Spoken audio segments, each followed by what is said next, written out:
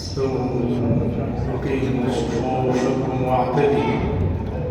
اعلموا أن تسوية الصف من تمام الصلاة. صلوا صلاة مودع. الله أكبر.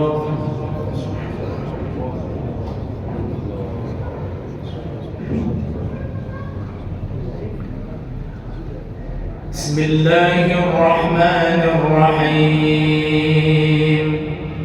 الحمد لله رب العالمين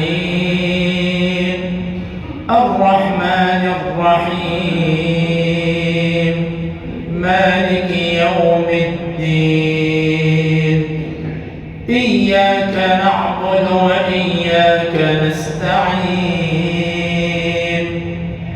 اهدنا الصراط المستقيم صراط الذين أنعمت عليهم غير المغضوب عليهم ولا الضالين.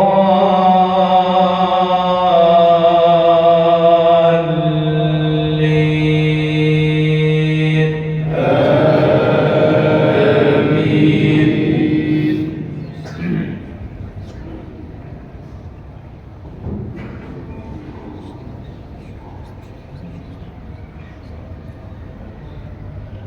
أمن هو قانت آناء الليل ساجدا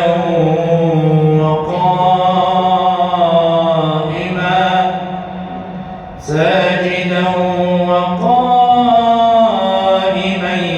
يحذر الآخرة ويرجو رحمة ربه. قل هل يستوي الذين يعلمون والذين لا يعلمون؟ إنما يتذكر أولو الألباب. قل يا عبادي الذين آمنوا اتقوا ربكم للذين أحسنوا في هذه الدنيا حسنة وأرض الله واسعة إنما يوفى الصابرون أجرهم بغير حساب. قل إني أمرت أن أعبد الله مخلصا له الدين وأمرت لأن أكون أول المسلمين. قل إني أخاف إن عصيت ربي عذاب يوم عظيم. قل الله أعبد مخلصا له ديني فاعبدوا ما شئتم من دونه. قل إن الخاسرين الذين خسروا أنفسهم وأهليهم يوم القيامة ألا ذلك هو الخسران المبين. الله أكبر.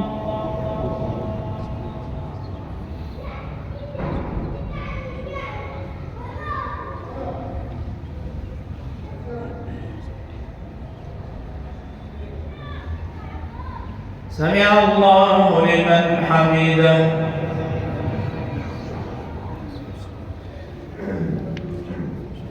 الله أكبر.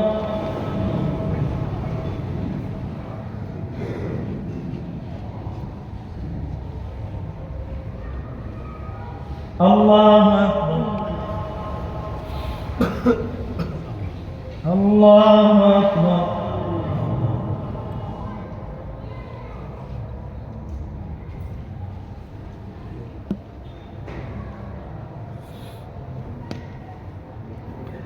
الله أكبر. بسم الله الرحمن الرحيم. الحمد لله رب العالمين الرحمن الرحيم مالك يوم الدين. إياك نعبد وإياك الصراط المستقيم صراط الذين أنعمت عليهم غير المغضوب عليهم ولا الضالين.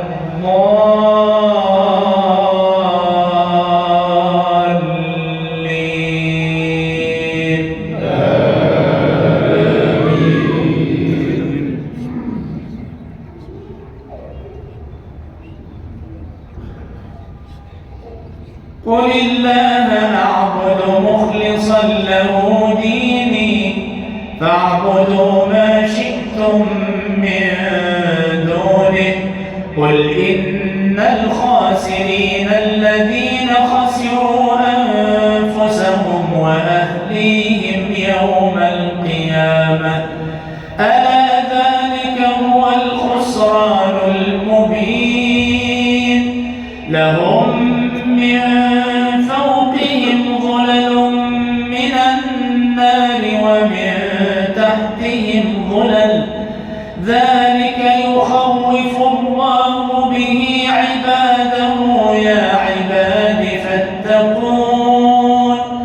والذين اجتنبوا الطاغوت أن يعبدوها وأنابوا إلى الله لهم البشرى فبشر عباد الذين يستمعون القول فيتبعون أحسنه أولئك الذين هداهم الله وأولئك هم أولو الألباب. الله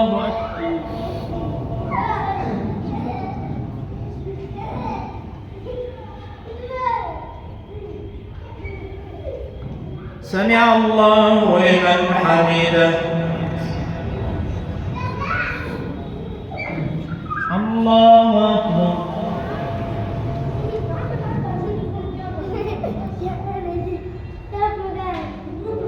الله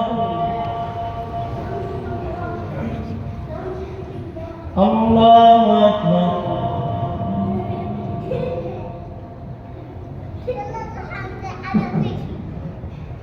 الله أكبر. الله أكبر.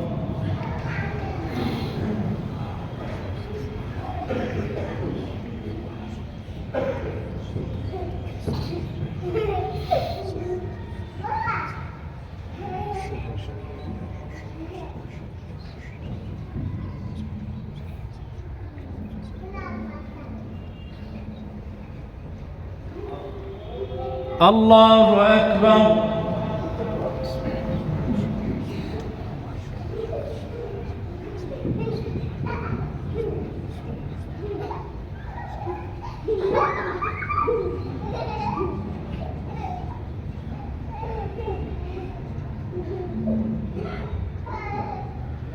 الله أكبر.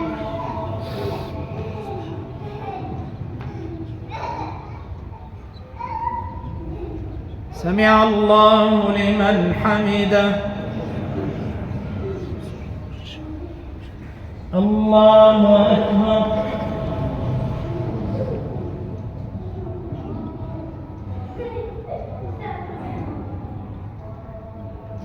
الله أكبر. الله أكبر.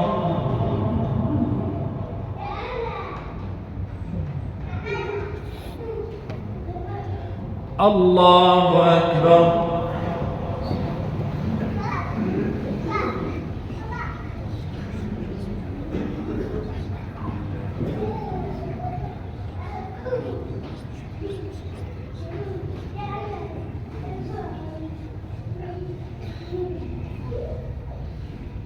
الله أكبر.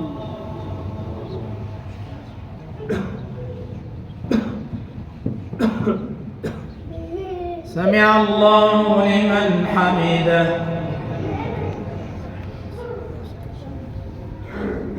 الله أكبر.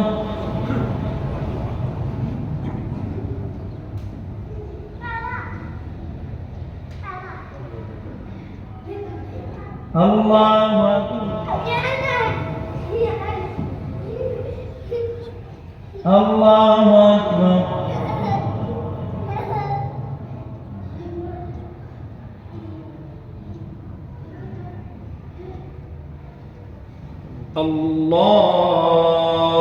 الله أكبر.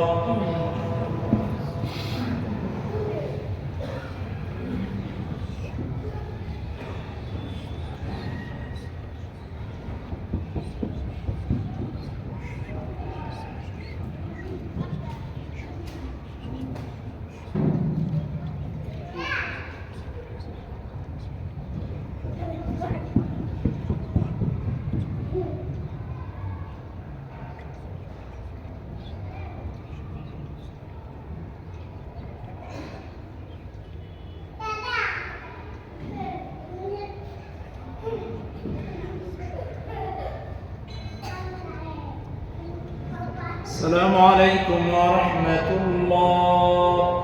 السلام عليكم ورحمة الله.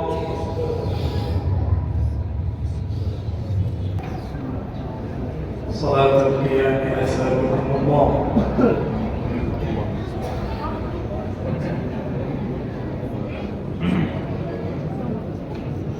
استووا. الله أكبر.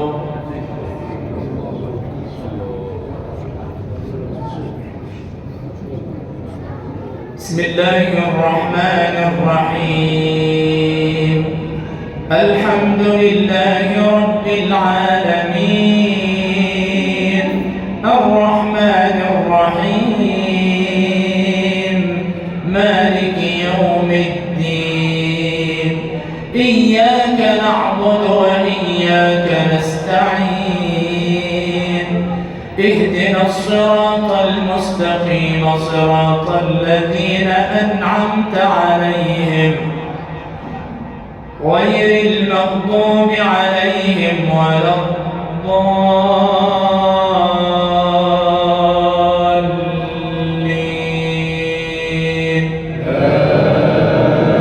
آمين.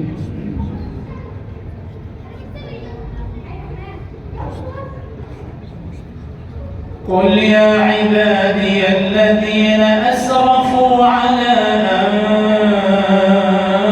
أنفسهم لا تقنطوا من رحمة الله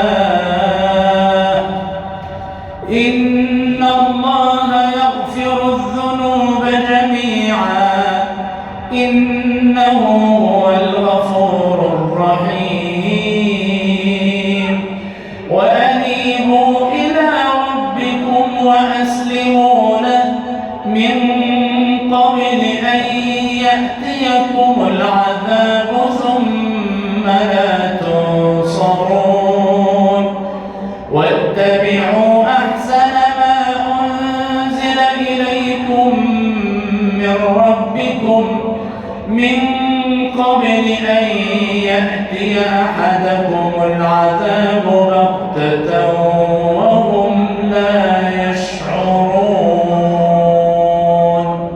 الله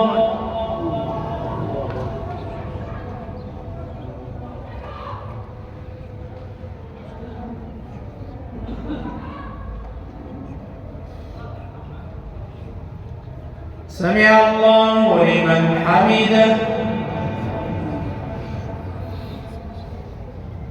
الله أكبر.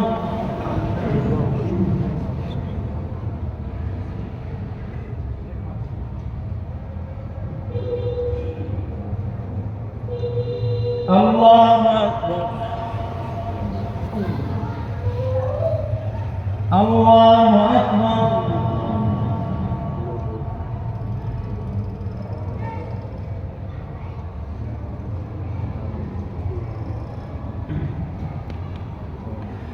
الله أكبر. بسم الله الرحمن الرحيم الحمد لله رب العالمين الرحمن الرحيم مالك يوم الدين إياك نعبد وإياك نستعين المستقيم صراط الذين أنعمت عليهم غير المغضوب عليهم ولا الضالين.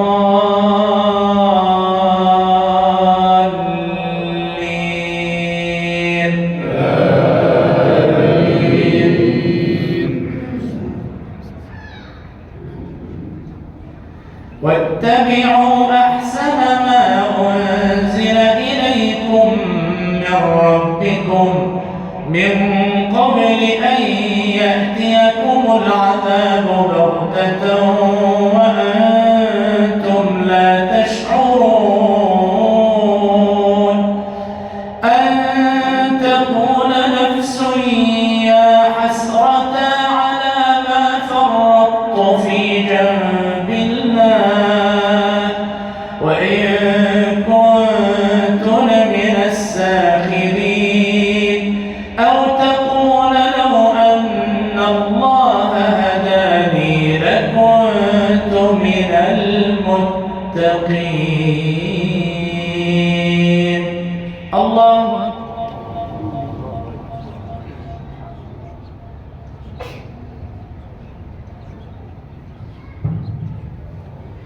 سمع الله لمن حمده. الله أكبر.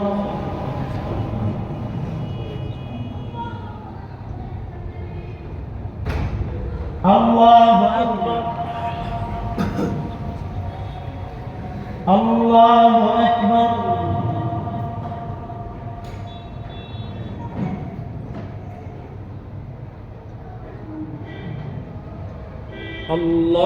الله أكبر.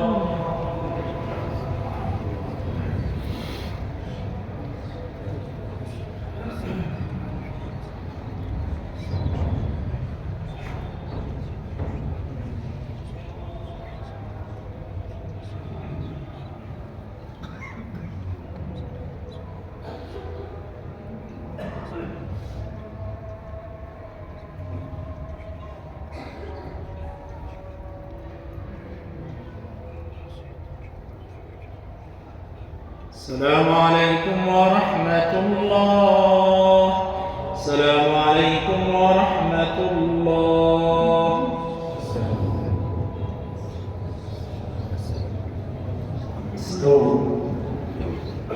الله أكبر. بسم الله الرحمن الرحيم. الحمد لله رب العالمين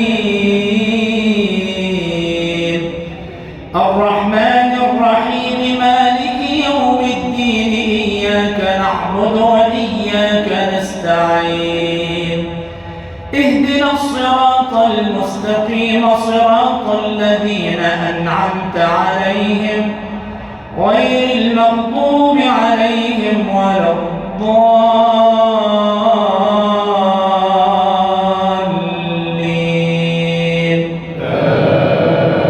آمين.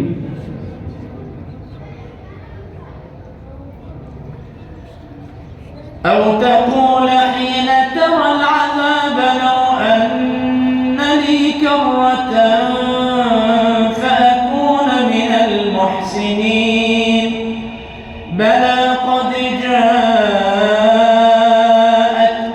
آياتي فكذبت بها واستكبرت وكنت من الكافرين. ويوم القيامة ترى الذين كذبوا على الله وجوههم مسودة أليس في جهنم مثوى للمتكبرين.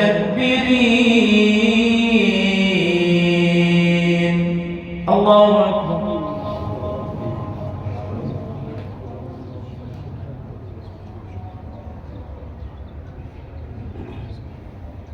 سمع الله لمن حمده. الله أكبر.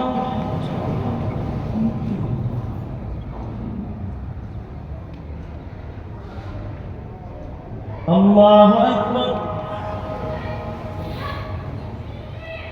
الله أكبر.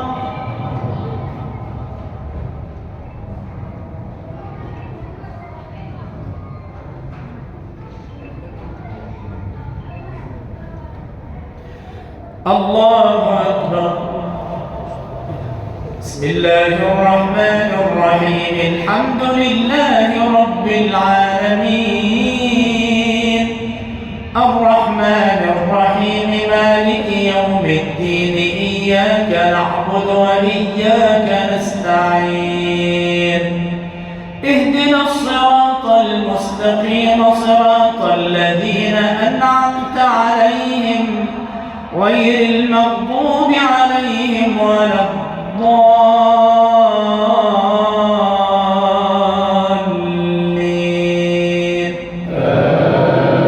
آمين. وينجي الله الذين اتقوا بمفازتهم لا يمسهم السوء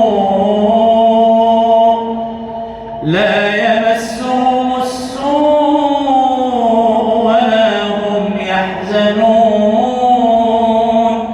الله خالق كل شيء وهو على كل شيء وكيل له مقاليد السماوات والأرض والذين كفروا بآيات الله أولئك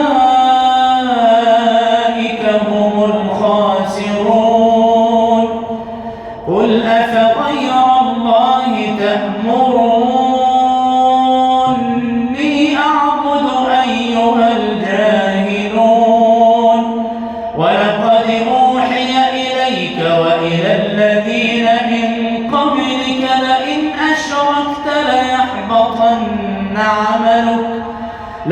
أشركت ليحبطن عملك ولتكونن من الخاسرين. الله.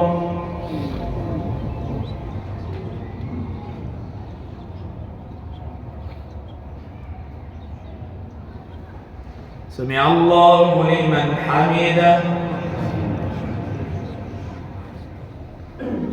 الله أكبر.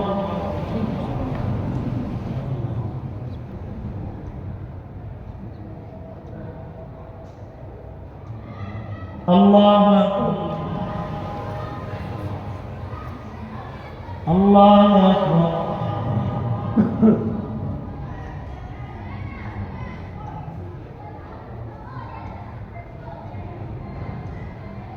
الله أكبر.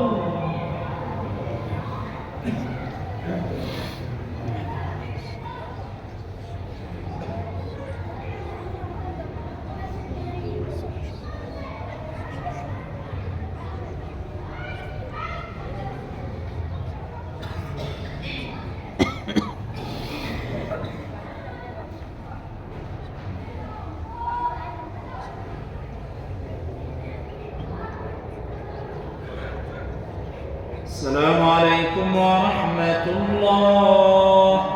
السلام عليكم ورحمة الله.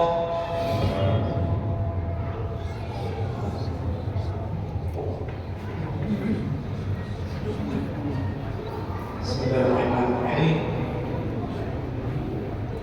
الحمد لله رب العالمين والصلاة والسلام على أشرف المرسلين وخاتم النبيين ورحمة الله للعالمين سيدنا محمد وعلى آله وصحبه أجمعين وبعد. ذكرنا قبل ذلك من الحقوق المترتبة بين الزوجين تحت عنوان الميثاق الغليظ،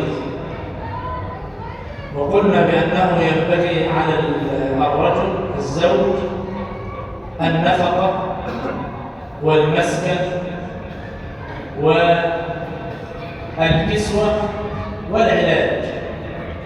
هذه حقوق واجبة على الرجل تجاه زوجته. وأيضا يشمل الجميع حق عام وهو قوله تعالى: وعاشروهن بالمعروف، وعاشروهن بالايه؟ بالمعروف. فإن كرهتموهن فعسى أن تكرهوا شيئا ويجعل الله فيه خيرا كثيرا. العشرة بالمعروف معناها أن يتقي الله عز وجل في هذه المرأة التي أحلها الله عز وجل له بكلمة.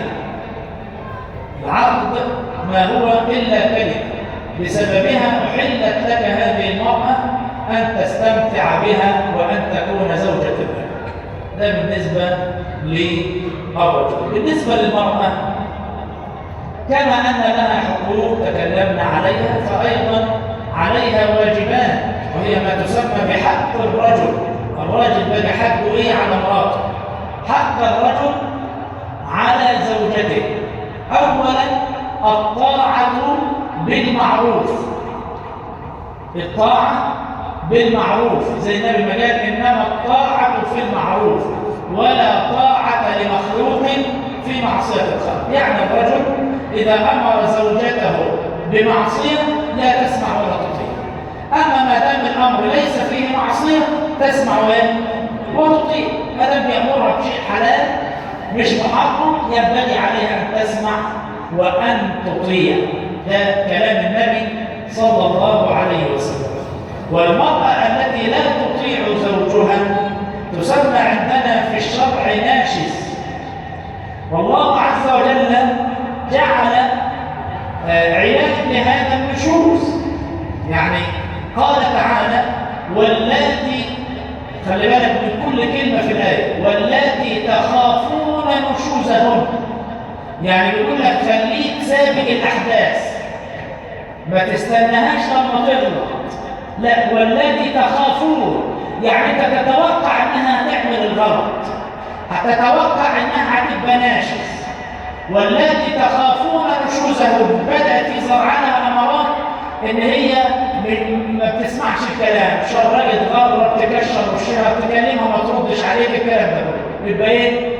والذي تخافون نشوزهن نعمل فيهم ايه يا رب؟ قال فاعظوهن.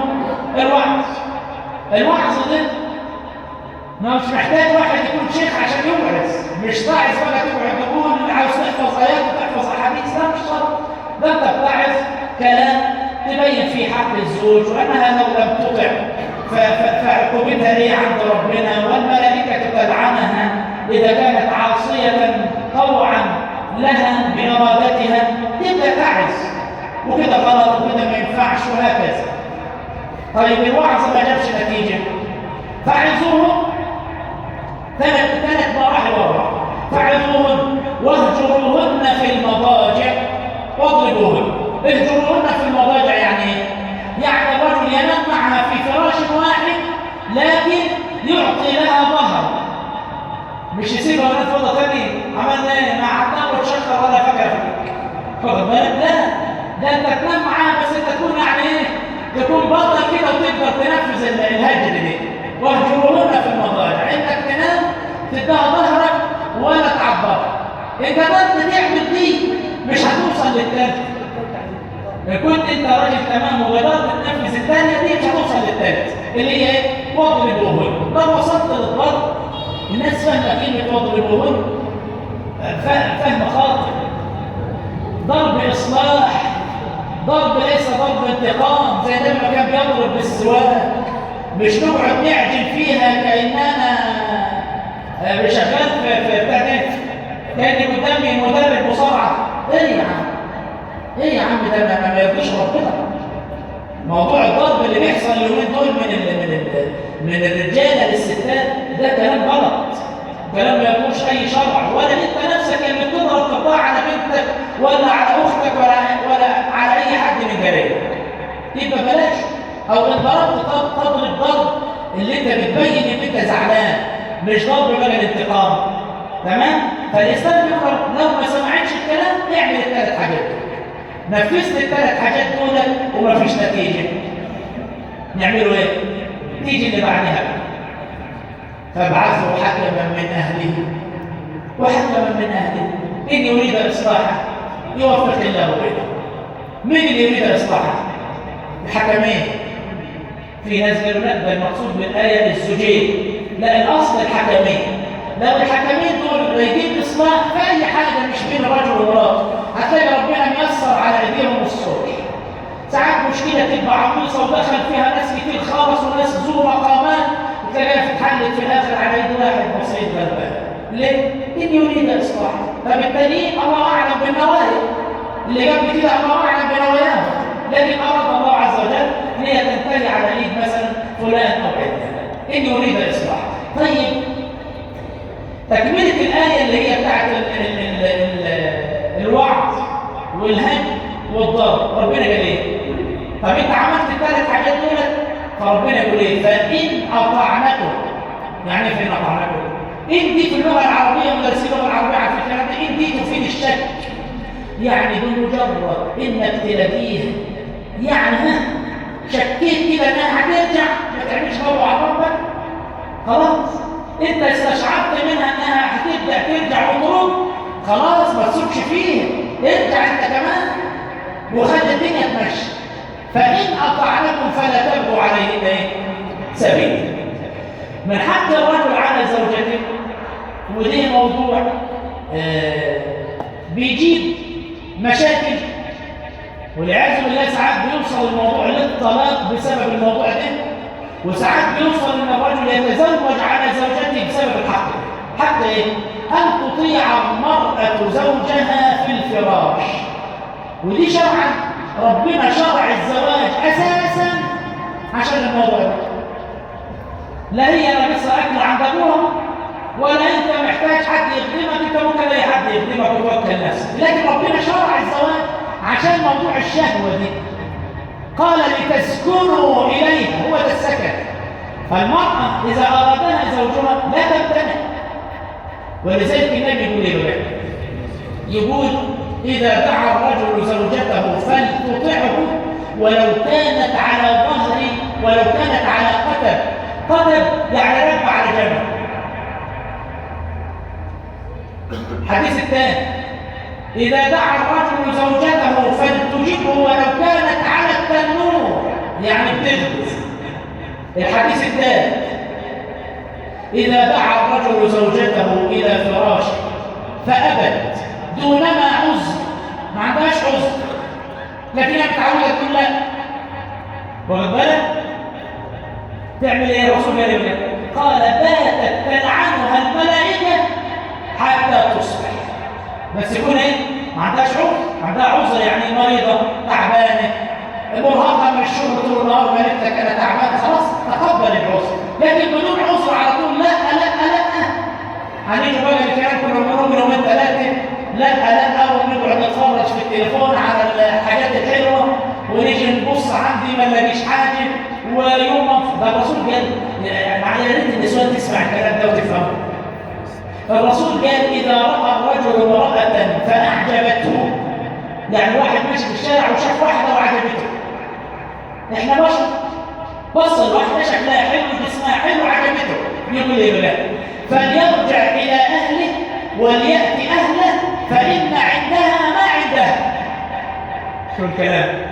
طيب انت بقى ان شاء الله لما تحصل الموضوع ده معاك وترجع للراجل يقول لك لا انا مش عايز، ماليش مزاج، مش دلوقتي، هو يا راجل ينفع دلوقتي؟ هو الكلام اللي بنسمعوه واللي بنحضروه في المشاكل، واللي معظم المشاكل بتاعت الطلاق وبتاعت اللي بيفكر يتزوج على زوجته بكده، وساعة ما يجي يفكر يتجوز في البيت، هو انت ناقصك ايه؟ ناقص واحده يا اختي، ناقص واحده تمتعه وتبسطه وتبقى ست بيت، ست معاه، ست تدلعه، ايوه كده. عشان الشباب والشباب الصغير اللي بيتجوز اللي ما بيقعدش يبص بره، محتاج واحده ما تقعدش تلاقينا فريحه لابسه 5 6 كناسيب وكلبوش وفاضل شويه، ولو واحد قال على لابسها جزمه ولا زي على الزنين. ايه يا عم؟ ايه يا عم؟ ما احنا زي ما جينا على الرجاله وشدينا عليكم لازم نشدوا على النسوان.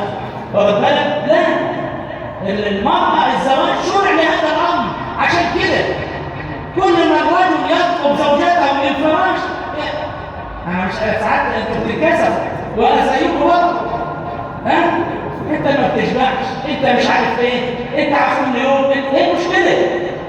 إيه المشكلة ومن يذهب يفعل الفاحشة؟ فده أمر في غاية الأهمية. في غاية الأهمية، وأمر بيترتب عليه سعادة الأسرة، ترتب عليه سعادة الأسرة. تلاقي راجل متنكد وشايل هم ونفسيته زفت بسبب موضوع زي ده، وهي في يدها وفي استطاعتها إن هي أمر في غاية البساطة، يعني مش محتاجة تعمل أشغال شاقة عشان تبسط زوجها، ماشي. وبعدين الحاجة الثانية بقى، الحاجة الثانية لما تلاقي الست وهي طالعة رايحة السوق أو رايحة للدكتور أو رايحة مشوار أو رايحة عزل بيتزوجوا، ورايحة رايحة فرح، أي حاجة من دول تلاقيها لابسة ومظبطة ومتكحلة ومشدودة على سنها، وفي البيت لابسة بلطو. ده ينفع؟ انت بتتزيني بره لمين؟ انت رايحه للدكتور يكشف عليك، مش شاده نفسك ومظبطه ولابسه اللي على الحال، ولما تروحي تلبسي العبايه اللي ريحتها طبيخ ومنيله، طب خلصت طبيخ تلبسي لزوجك حاجه نظيفه، تمام؟ لو الكلام اللي انا قلته ده للرجال وللحريم مشيتوا عليه، ان شاء الله انا هضمن لكم ضمان برجاء ان مش هيحصل مشاكل، بس تنفذوا اللي انا بقوله وما تبقوش تبصوا في شفايفكم والله ومبسوطين والحته تضحك تضحكوا بالاخر ساعه ما نطلع ونتجمع عند الراجل، واوعى تطلع بقى تقعد تمجد فيها وتقول سمحت الشيخ ناصر يا ريت، هتقول لك ما انت ما سمعتوش من يومين يا ريت. المطلوب منك تعمله وقت ما تبقاش مقصر، ماشي. وبرضه في ناحيه التقصير زي الراجل ما بيطلب ان زوجته تبقى متهيئه ليه ولابساه ونظيفه ونظافتها الشخصيه، كذلك الرجل يهتم بذلك. بالذات الجماعه اللي بيشربوا سجاير ومعسل والكلام ده كله، تلاقيه مع زوجته لا غسل سنان ولا نظف نفسه ولا نظف عرق ولا كلام، ويجي في الاخر يقول لك اصلها مش عايزه طب بس في حاجات تانيه عشان يبقوا زي ربنا ما قال ولهن مثل الذي عليهن بالمعروف. سامحوني طولت عليكم النهارده عشان ده اخر درس في الموضوع ده. قوموا الى الصلاه يا جماعه.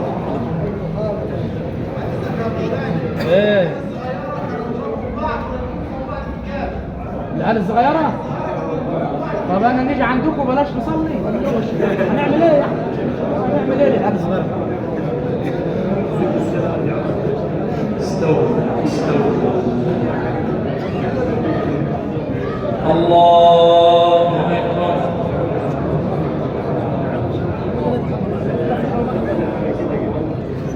بسم الله الرحمن الرحيم. الحمد لله رب العالمين الرحمن الرحيم مالك يوم الدين، إياك نعبد وإياك نستعين، اهدنا الصراط المستقيم صراط الذين أنعمت عليهم غير المغضوب عليهم ولا الضالين.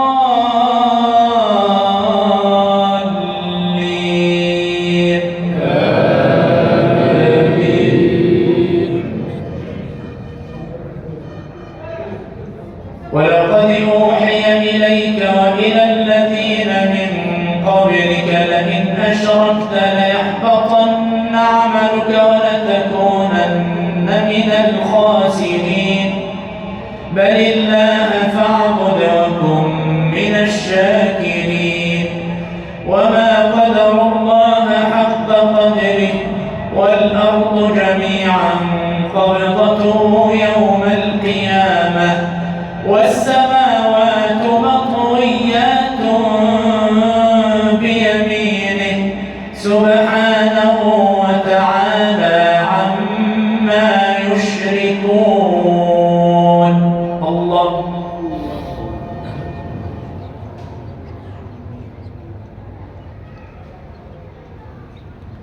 سمع الله لمن حمده. الله أكبر.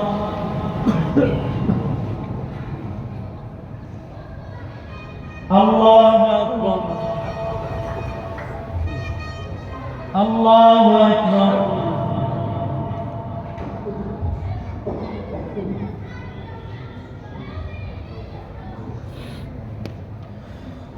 الله أكبر.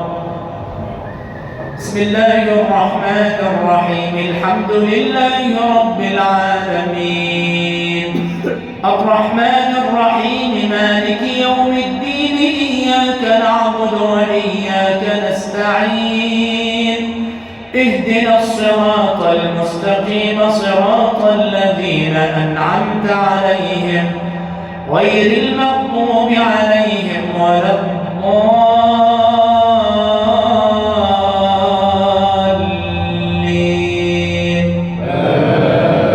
آمين. ونفخ في الصور فصعق من في السماوات ومن في الأرض إلا من شاء الله ثم نفخ فيه أخرى فإذا هم قيام ينظرون وأشرقت الأرض بنور ربها ووضع الكتاب وجيء بالنبيين والشهداء وقضي بينهم بالحق وهم لا يظلمون. الله أكبر.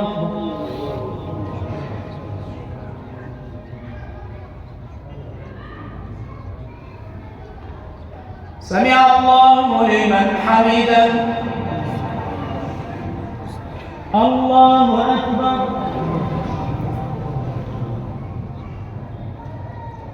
الله أكبر. الله أكبر.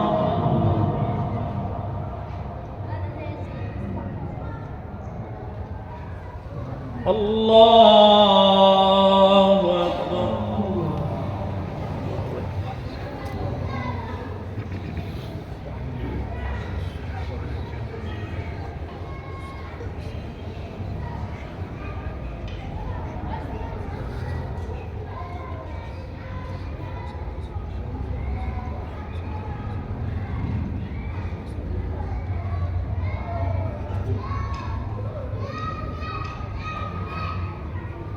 السلام عليكم ورحمة الله.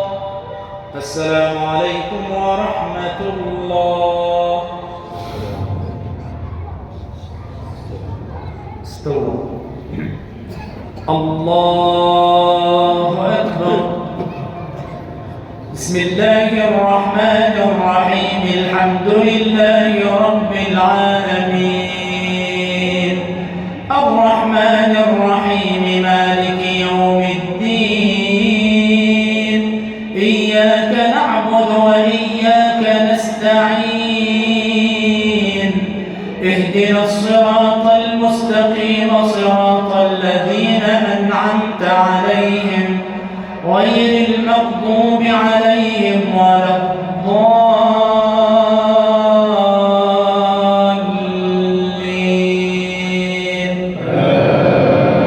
آمين. ووفيت كل نفس ما عملت وهو أعلم بما يفعلون. وسيق الذين كفروا إلى جهنم زمرا حتى إذا جاءوها فتحت أبوابها وقال لهم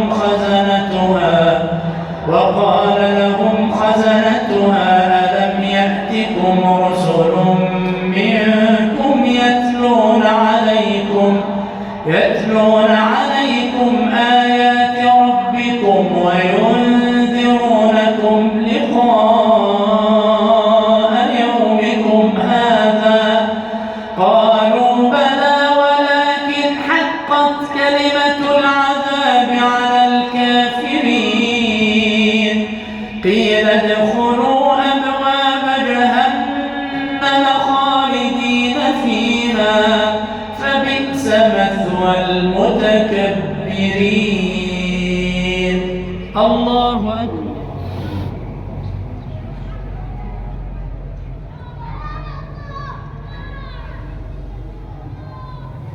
سمع الله لمن حمده. الله أكبر.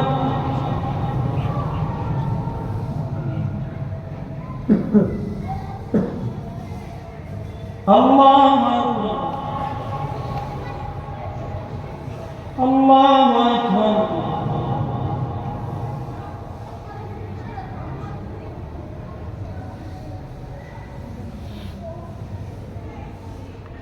الله أكبر.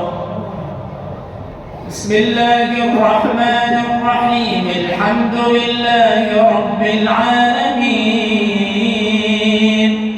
الرحمن الرحيم مالك يوم الدين إياك نعبد وإياك نستعين اهدنا الصراط المستقيم صراط الذين أنعمت عليهم غير المغضوب عليهم ولا الضالين.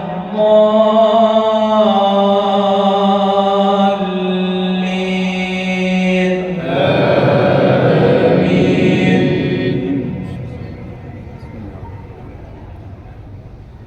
وسيق الذين اتقوا ربهم إلى الجنة زمرا حتى إذا جاءوها وفتحت أبوابها وقال لهم خزنتها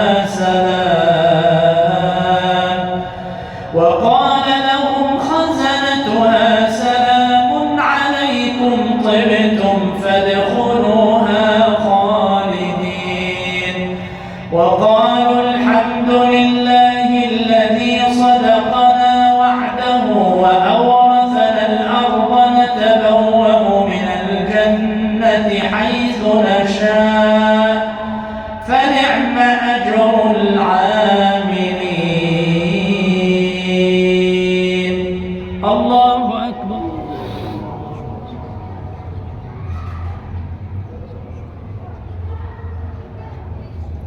سمع الله لمن حمده. الله أكبر.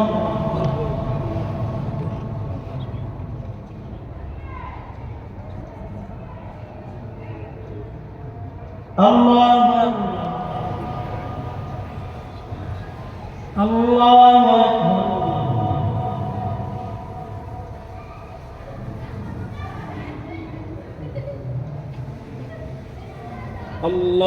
الله أكبر.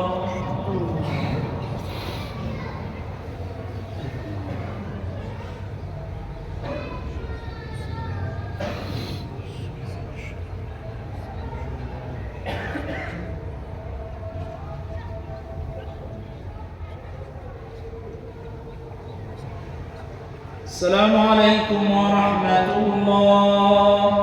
السلام عليكم ورحمة الله.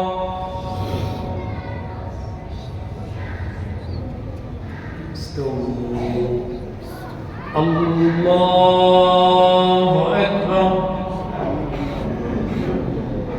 بسم الله الرحمن الرحيم. الحمد لله رب العالمين الرحمن الرحيم مالك يوم الدين إياك نعبد وإياك نستعين اهدنا الصراط المستقيم صراط الذين أنعمت عليهم غير المغضوب عليهم ولا الضالين.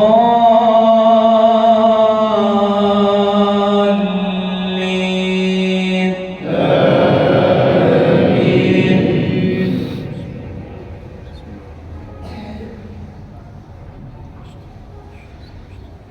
وترى الملائكة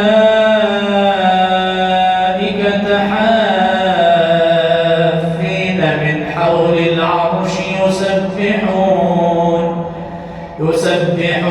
بحمد ربهم وقضي بينهم بالحق وقيل الحمد لله رب العالمين.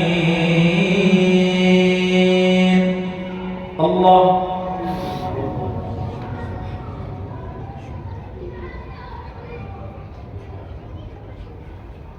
سمع الله لمن حمده. الله أكبر.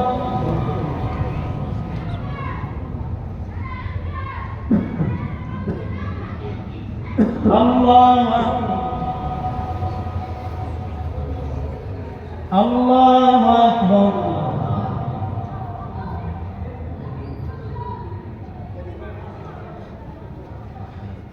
الله أكبر. بسم الله الرحمن الرحيم. الحمد لله رب العالمين الرحمن الرحيم مالك يوم الدين. إياك نعبد وإياك نستعين. اهدنا الصراط المستقيم صراط الذين أنعمت عليهم غير المغضوب عليهم ولا الضالين.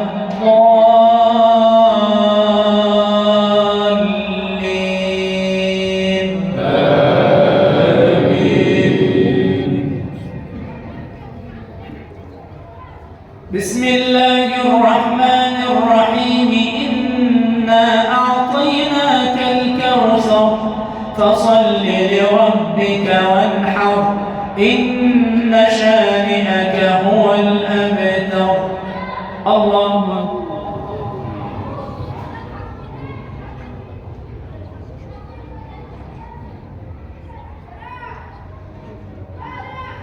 سمع الله لمن حمده. الله أكبر.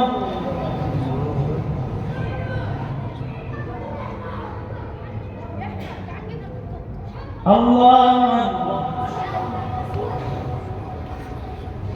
الله أكبر.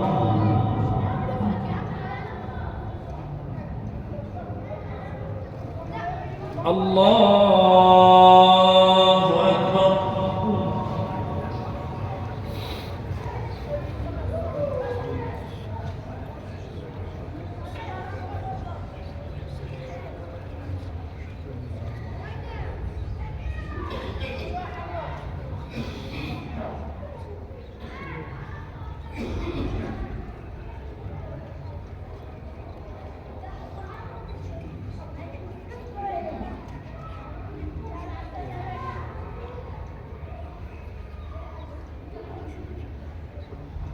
السلام عليكم ورحمة الله. السلام عليكم ورحمة الله. أوتروا أثابكم الله. الله أكبر. بسم الله الرحمن الرحيم. الحمد لله رب العالمين الرحمن الرحيم مالك يوم الدين.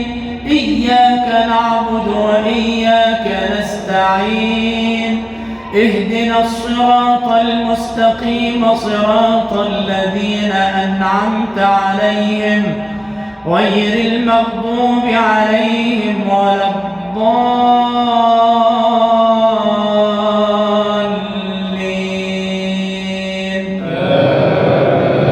آمين.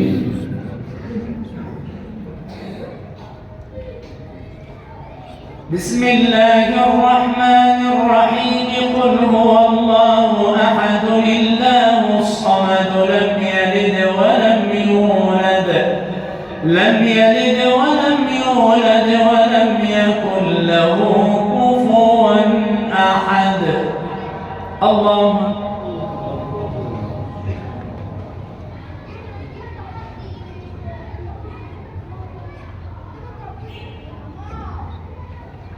سمع الله لمن حمده. اللهم لك الحمد كله ولك الشكر كله علانيته وسره. فأهل أنت أن تحمد وأهل أنت أن تعبد وأنت على كل شيء قدير. لك الحمد بالإيمان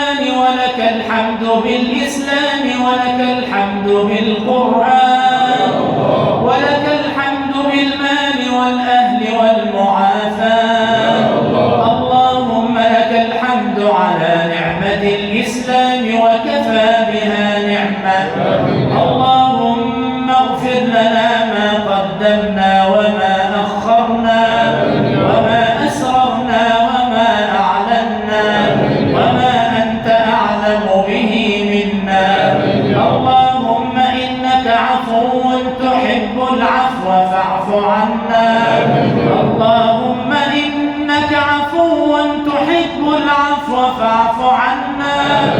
اللهم إنك عفو كريم حليم تحب العفو فاعف عنا. اللهم اعف عنا. اللهم اعف عنا وسامحنا وتب علينا وتب علينا واقبلنا وارض عنا وتوفنا مسلمين. اللهم إنا نسألك عيش السعداء ونزل الشهداء ومرافقة الأنبياء والنصر على الأعداء يا سميع الدعاء يا ذا الطول والعطاء. اللهم يا قاضي الحاجات ويا مفرج الكربات يا من لا تواريه سماء سماء ولا أرض أرضا ولا بحر ما في قعره ولا جبل ما في وعره. نسألك بأسمائك الحسنى وصفاتك العلى أن تنصر الإسلام وأن تعز المسلمين. اللهم يا ذا الجبروت والعزة انصر إخواننا في غزة كن لهم ناصرا يوم قل الناصر وكن لهم معينا يوم قل المعين. داو جرحاهم داو جرحاهم وعاف مبتلاهم واقبل شهداءهم وأمنهم في أوطانهم. اللهم عليك باليهود. اللهم انتقم منهم فإنهم لا يعجزونك. لا ترفع لهم في غزة راية ولا تحقق لهم غاية واجعلهم للعالمين عبرة وآية. اللهم أصلح فساد قلوبنا. اللهم أصلح فساد قلوبنا وأصلح ذات بيننا وألف بين قلوبنا وأعل رايتنا واثنل سخيمة قلوبنا. اللهم ارزقنا الإخلاص في القول والعمل وارزقنا الإخلاص في السر والعلن برحمتك يا أرحم الراحمين. اللهم اجعلنا في شهر رمضان من المقبولين. اللهم اجعلنا في شهر رمضان من المقبولين واجعل لنا من ليلة القدر نصيبا يا رب العالمين واجعلنا فيها من الفائزين. وارحم موتانا وموتى المسلمين واشف مرضانا ومرضى المسلمين واقض الدين عن المدينين وفك أسر المأسورين ونفس كرب المكروبين برحمتك يا أرحم الراحمين. واجعل بلدنا مصر آمنة مطمئنة أمنا أمانا سلما سلاما سخاء رخاء وسائر بلاد المسلمين. يا عالما لا يعلم صل على محمد وآل محمد. الله أكبر.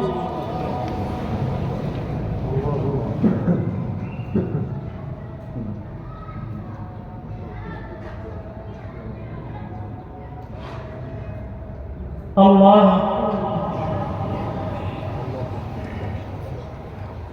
الله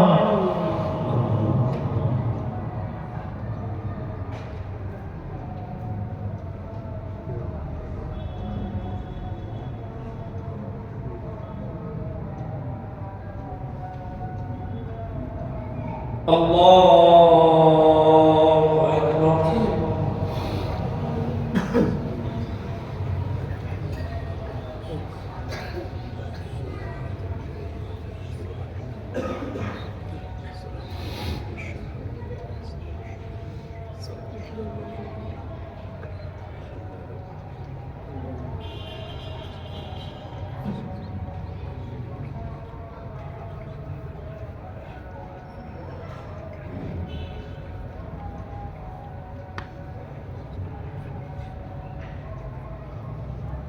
السلام عليكم ورحمة الله. السلام عليكم ورحمة الله.